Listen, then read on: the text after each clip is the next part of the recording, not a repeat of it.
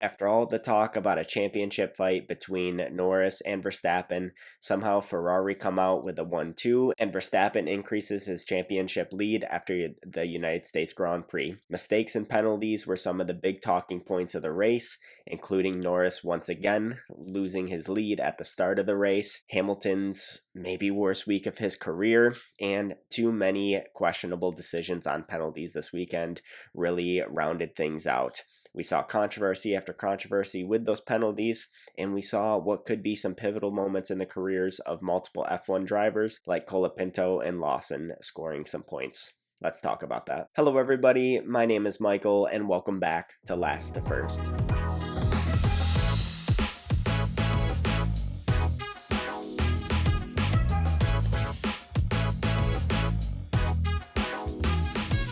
Somehow the Circuit of the Americas always manages to deliver. It was a bit of a duller first stint, but in that second stint, things really started to light up the race. There was some good racing throughout the race. COTA just makes for an excellent track. It creates opportunities to be able to overtake, and it is just an awesome, awesome place. But there was controversies with penalties, excellent battles, and some really fun talking points. So let's get into things. So let's start off with talking about Lando Norris, and I'm feeling some type of way about him after this weekend. He once again had another terrible lap one, first corner, immediately loses his lead, and he not only lost out to Verstappen, but he lost out to Leclerc and Sainz and wound up in P4 after the first corner, which was really crazy. It's one thing for him to lose the lead on the first lap like that, and it's another thing for him to be caught absolutely napping at the first corner. Verstappen just easily took the inside, and it was just a real big mistake on Norris's part. I don't think people were talking about it enough. He was just sleeping. I don't know. He just completely let Verstappen go up the inside, and like I mentioned, they doubled down on the negativity with letting Leclerc and Sainz through as well, and it was just really not good from Norris. It's like I said, it's one thing to lose the lead, and it's another thing to just be caught sleeping like that. And even throughout the race, once he did start fighting Verstappen in the second stint, when he did catch up to him, I really wasn't that impressed with some of his racecraft throughout it. I feel like he really did not have the aggression that he needed to fight Verstappen. There was multiple insides down the major back straight where he was able to do an aggressive move on the inside, and he just didn't do it. He just always tried to go around the outside, and that never works there, particularly with Verstappen, because he'll just push you off into infinity and beyond and reap no repercussions to that, but more on that later. And yeah, I don't know. I think Norris could have been a little more aggressive up the inside on multiple occasions. But it was an incredibly fun and spicy back and forth battle between those two. I really thought it was going to wind up with a collision because those two do not want to give up an inch on the track, and that was one of the funnest battles of the race. But yeah, overall, just becoming less and less impressed with Norris as of late. He's definitely one of the best drivers, but he is nowhere near Verstappen's level in my opinion. I don't think he has any business fighting for the title this year, and I think we can finally stop talking about the championship battle.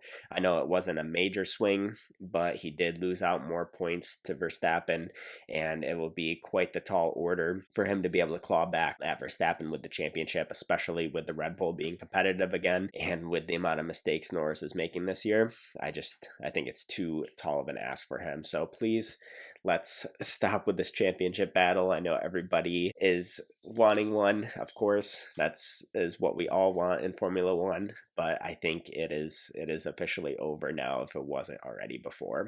Now, a lot of the controversy with the race came down to the stewards and a lot of penalties that they were dishing out, particularly, of course, towards the end of the race with Norris getting a 5-second penalty for leaving the track and gaining an advantage, and that was quite controversial, I would say, because in my view, Verstappen didn't even try to make the corner. He just completely ran Norris wide, and somehow Norris was the one penalized for it. They both went wide. They both went off. I don't know. I don't think that should have been a penalty by any means on Norris. If anything, it should be on Verstappen because of how much he pushed Norris out wide. It really gives me Brazil 2021 vibes with Verstappen just absolutely sending his opponent off into the next dimension. But there were certainly other questionable decisions from the stewards. Russell's penalty on Bottas, Yuki's penalty. It was just really weird and inconsistent and not what anybody wanted. It probably has to do with the new overtaking rules that they're trying to implement, so that it's very strict and rigid. But I love to have black and white rules, but this was just hard, clean racing, I feel. I think we have to let the drivers fight a little bit. There were some awesome battles with them going off track a little bit like that. I think there's definitely an opportunity to have some gravel traps around some of the corners, and that'll prevent drivers from going around the outside. So I wouldn't be surprised to see that next year. But yeah, I think there was just a little too much stewarding going on and some really, really questionable jobs by them. I think they were watching with a blindfold on today. I don't know what they were up to. I think this race will be a big turning point for a lot of drivers' careers in Formula One. Starting off with Franco Colapinto. I mean, we've already been talking him up for a while now. He's been performing at an excellently high level for a short period of time in Formula One so far. Everybody's been impressed with him so far, but he just continues to impress even more. I mean, from the get-go, he's been close with Albon, but Albon was beating him to begin with, and now Franco absolutely outclassed him throughout the whole weekend. He outqualified him in sprint qualifying, and then he completely outraced Albon and scored Williams' point of the race. I mean, it was really impressive. I wonder if something else did happen to Albon throughout the race, because he really was nowhere. He was P18, I think, is where he finished. So maybe something did happen. Maybe he had some damage on his car that I wasn't aware of. But nonetheless, Colapinto still really outclassed him. I'm getting really concerned for Albon next year, because he might just get dunked on by Sainz next year with how well Sainz has been performing for the vast majority of this year, and how Albon is getting absolutely not absolutely destroyed. I shouldn't say that. How close it's been with a brand new rookie in the form of Colapinto and Albon. It's going to be a tough ask for Albon to beat Sainz last year, and it might be pretty eye-opening. I'm going to wonder if we're going to start to view Albon in a different light again next year and think more about his time at Red Bull and think, well, maybe it wasn't the worst decision ever for them to get rid of him, but maybe, we'll continue to praise him highly. Maybe it will be really tight between him and Sainz. That's going to be one of the battles to look out for next year. Next up, of course, we have to talk about Liam Lawson. He had a 60-place grid penalty, and he still managed P9 in an RB that is certainly not competitive this year. So how in the world that happened, I don't even know, but it was very impressive. I know he did lock in with Hamilton being knocked out of the race early in the race, so that allowed an extra position into the top 10, but still he was there on merit.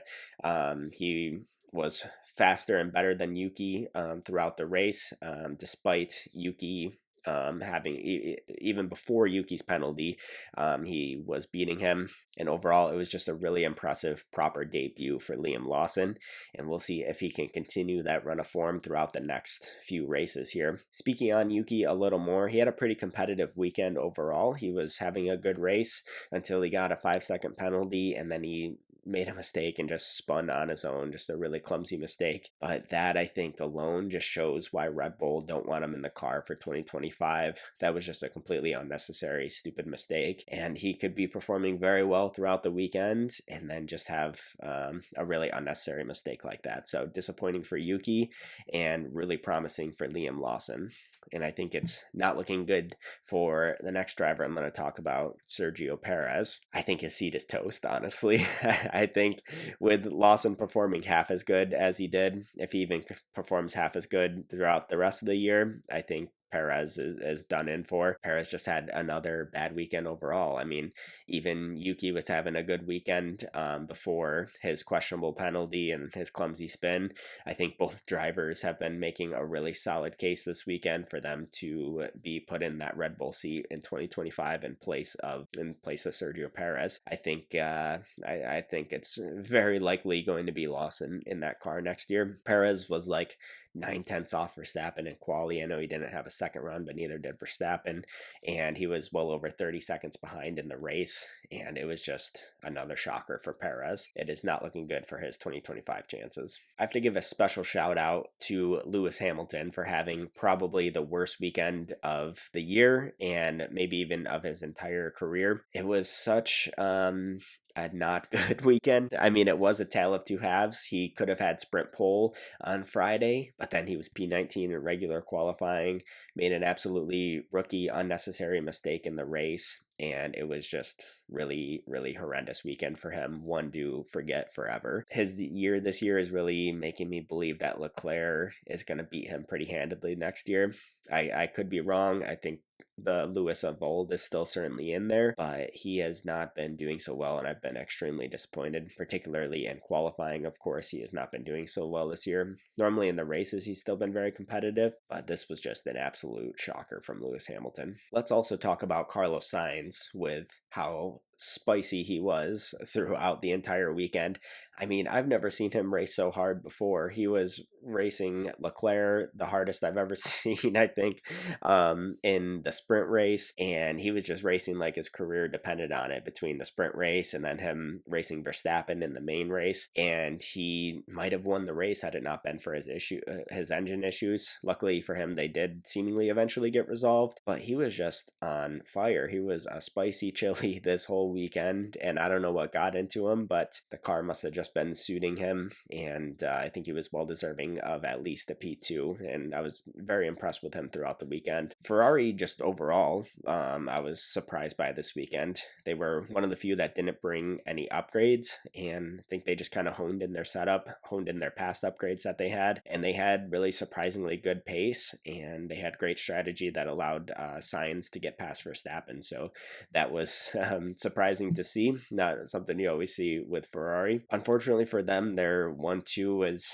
kind of been overshadowed by all of the penalty controversies and everything going on with Norris v Verstappen, and also the second driver problem at Red Bull, but it was still I hope it doesn't get too overshadowed, because it was a really impressive feat that Ferrari managed to pull off a 1-2 in a race that the whole field was incredibly, incredibly close. I want to give another shout out to Pierre Gasly, because he must have forgot that he was in an Alpine and thought that he was in a McLaren with that orange Alpine livery, because he had P7 in quali and he was just on fire the entire weekend. He had a really strong race until a bad pit stop that then got him stuck in traffic, and then he had a track limits violation that got him a 5-second penalty. So that part was on him, but he was just on fire. I don't know what was going on.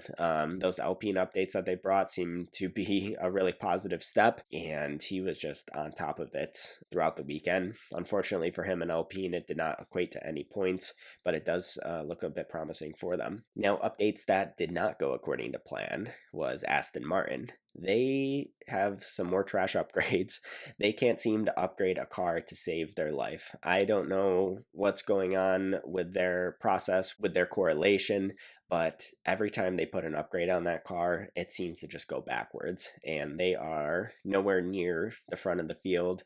I mean, they are certainly looking behind them with some of the other teams. Like, they're really lucky that they had such a point lead from the beginning of the year, because Haas and RB, they would all be knocking on the door of Aston with the performances that they've been having. I thought it was incredibly funny that Alonso was talking all this trash to Lawson throughout the weekend, and then he got beat by Lawson in an RB, so I thought that was a little funny and satisfying. So I guess that trash talk did not do Alonso very well. Okay, next up, let's get into my predictions for the weekend versus the actual results, and yes, I was way off, but let's get into things. P3 in sprint qualifying, I had Norris, and it actually ended up being Leclerc. Ferrari was way more competitive than I had anticipated this weekend, to say the least. P2, I had Verstappen, and it actually ended up being Russell, which was a big, big shock.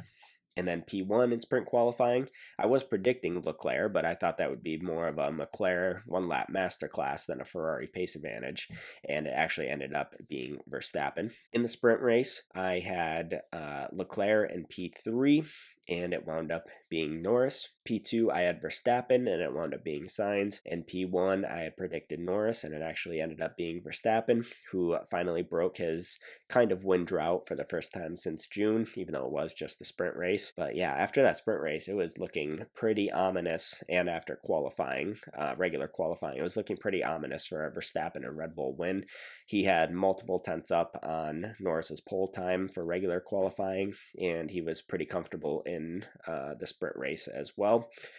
So it was looking pretty ominous for them, but things don't always play out as we think they will. For regular qualifying in P5, I had Lewis Hamilton. That certainly went all according to plan, and it was actually Oscar Piastri. P4, I had Leclerc, and it was in fact Leclerc. P3, I predicted Piastri, and it wound up being Sainz. P2, I had Verstappen, and it was Verstappen. And P1, I had Norris, and it ended up being Norris, even though I think it very likely would have been Verstappen had Russell not crashed again. Typical Russell. Luckily, he was okay, but typical Russell nonetheless. For the race in P5, I had Russell, and it wound up being Oscar Piastri. Russell did have a pretty good race, winding up in, I believe it was P6 after starting from the pit lane. So his car seemed to be in a better window in the race than maybe in qualifying. So that was a really good race from him. I had Hamilton in P4. Of course, I made these predictions before qualifying, and then he crashed out anyway, so it didn't matter. But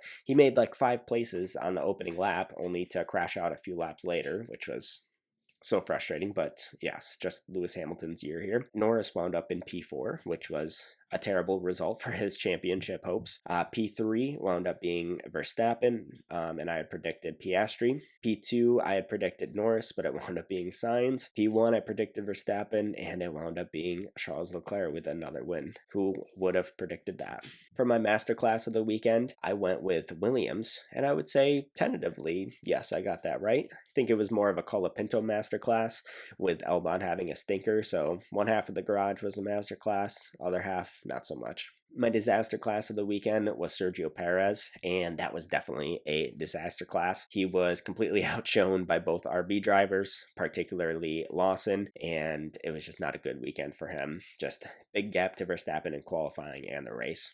Like I said before, I knew as soon as the Red Bull would be competitive again, the gap would get massive again, and that's exactly what happened between Verstappen and Perez. For my bold prediction of the weekend, I was feeling so confident about this, but it did not happen. I thought Lawson would outqualify Perez, and it didn't quite happen. It was pretty close in sprint qualifying, if I remember correctly, but even though he didn't outqualify Perez, I knew it was a long shot even before the engine penalties. Lawson certainly did outshine Perez and is making a really strong case for him to be in that seat next year. Let's give another quick shout out to the Circuit of the Americas, because it's becoming one of, if not my favorite tracks on the calendar. It just produces amazing races almost every year, and it just is a track that allows for overtaking and allows for multiple corner battles between drivers. I mean, it is just so excellent. The first sector with the S's, just beautiful to see the cars going through there. A long back straight to help with overtaking opportunities. Just big enough corners that are slow enough to where drivers can overtake on them, but they're wide enough so that people can do different lines and go side by side. It's just a really, really awesome track. It offers such different challenges from a car setup perspective, and it makes for an awesome driving challenge with the raft of different corners and the opportunity for track limits. It's just a really awesome track. Speaking on some of those excellent overtakes, first off, I think the overtake of the race has got to be Leclerc's overtake in turn 1, because that really secured him the victory. It was an opportunistic move to take advantage of Norris versus Verstappen, and he did what he needed to get ahead in turn 1 from P4 to P1, and it was a really brilliant move that secured him the win. Also, of course, there was awesome battles throughout the race and throughout the grid as well. I mean, from last place all the way up to the P2, P3 range. There was many back and forths with Sainz and Verstappen, Norris and Verstappen. Some awesomely fun battles that I think everybody really enjoyed. There was also a last lap overtake on Perez from Russell, so that was really fun to see. And yeah, just Lots of good overtaking, lots of battles, awesome track, and wound up being a really interesting race with some controversial moments to dig into over the next week before the next race. So let's next look at the championship picture. Norris is now 57 points behind Verstappen in the Drivers' Championship. It's still theoretically possible, of course, but it's starting to get more and more out of the realm of possibility for Norris to make this happen. It was already getting more and more challenging, and now with only 5 races to go and 2 sprint races, it's going to be very difficult. I think we can finally stop saying that there is a championship fight because it's just too much at this point. Norris needs 11.4 points per race weekend to outscore Verstappen at this point, up from around 8 points from before this weekend started. So he definitely took a hurt there in his championship hopes, and yeah, it's just not looking good for Norris, and Verstappen, it's looking mighty good to secure his 4th championship in a row. We have Leclerc actually knocking on the door to P2 in the championship. He's only 22 points behind Norris, crazy enough. So really, I think that's going to be more of an interesting battle between Norris and Leclerc than Norris and Verstappen. Now, that would be really shocking if at the end of the year, Leclerc winds up P2 in the championship ahead of Norris after all of this hype with McLaren and Norris. That would be really wild. Looking down in the championship a little more, we have Perez all the way down in 8th. I mean, that's secure for him. He's not going to drop any lower, but yeah, he's the last of the top 4 teams there with the top 8 drivers. And despite a lot of Russell mistakes and missing out on a lot of points that he should have had, Perez is still 8th. Not looking very good for him. Looking at some more of the Constructors' Championship, Haas is now ahead of RB in the Constructors, which is pretty wild. RB has certainly fallen off the second half of the year, and now also Ferrari are only 8 points behind Red Bull in the Constructors. So I think that is almost going to be done and dusted. I think we're going to see a Red Bull, the Red Bull in P3 in the Constructors in the next race or two. And honestly, the way Leclerc and Ferrari performing, I think it's not completely out of the realm of possibility that Leclerc fights for P2 in the championship and Ferrari fights for P1 in the Constructors, which is crazy enough. I spoke on Aston Martin a little bit earlier with how terrible they're doing, but they are really lucky to have a nice points gap from earlier in the season because they are not doing so competitive. They're not so competitive right now. They're not doing well. Also, I haven't mentioned a single thing about Sauber, but they still have 0 points. They're still lost. Not looking good for what is going to be the Audi team in a couple years. So that is my race rundown for the United States Grand Prix. Just around the corner is the next Grand Prix at Mexico, which should make for an interesting race for part 2 of this triple header. And I am most definitely looking forward to that race after having an excellent race back after a 4-week break. I can't wait to dig into things. I just want to say thank you all for tuning in to my podcast, my short form content. I've been getting a lot of support on the YouTube shorts and on the Instagram reels, as well as on my YouTube videos and podcast, and it means a lot to have all the support, and I appreciate it, and I'm very happy to be bringing more and more Formula One content. If you're interested, please give the video or the podcast a like and subscribe, and a rating if you are listening to it in audio form only. Feel free to follow me on social media if you're interested as well. I'm on X as Last to First Real, first spelled F1RST, also on Instagram as Last to First. Follow me on all the major podcast platforms as Last to First, also on YouTube as Last to First as well. I also have a blog at lasttofirst.wordpress.com. Once again, first spelled F1RST. So thank you all again for tuning in to my race rundown of the United States Grand Prix, and I'll see you all next week for the Grand Prix at Mexico.